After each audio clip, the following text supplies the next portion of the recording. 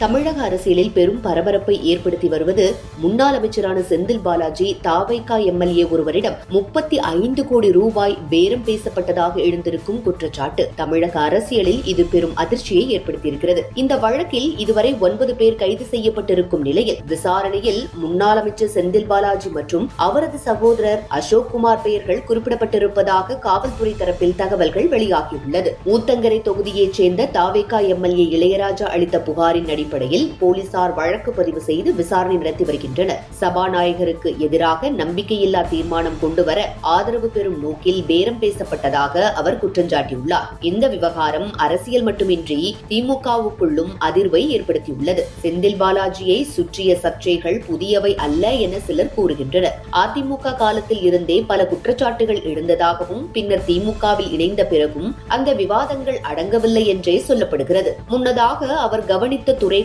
டாஸ்மாக் நிர்வாகம், கூடுதல் கட்டணம் வசூல் போன்ற குற்றச்சாட்டுகள் எதிர்க்கட்சிகளால் முன்வைக்கப்பட்டன.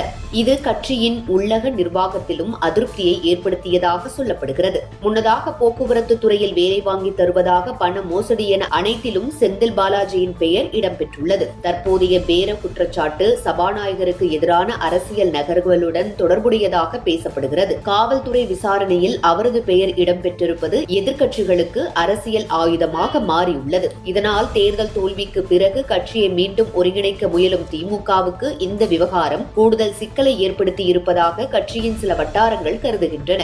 மறுபுறம் செந்தில் பாலாஜி தரப்பினர் இந்த குற்றச்சாட்டுகளை மறுத்து வருகின்றனர். விசாரணை தொடர்ந்து நடைபெற்று வரும் நிலையில் தற்போது ஆட்சியை கவிழ்க்க சுமார் 180 கோடி ரூபாய் வரை பணம் ஈடுபடுத்தி இருக்கலாம் என்ற தகவல்கள் வெளியாகியுள்ளது. இதனால் திமுக தலைவர் ஸ்டாலின் பெரும் சிக்கலில் சிக்கியிருப்பதாகவும் செந்தில் பாலாஜி போன்றோர்களை கட்சியை விட்டு நீக்க முடியாமலும் சிக்கி வருவதாக கூறப்படுகிறது. செந்தில் பாலாஜி மற்றும் அவரது தம்பி அசோக் குமார் இருவரையும் விசாரிக்க காவல்துறையும் தீவிரமாக அவர்களை தேடி வருகின்றனர். இந்த விவகாரம் தமிழக அரசியலில் மேலும் பல திருப்பங்களை உருவாக்கும் என்று எதிர்பார்க்கப்படுகிறது.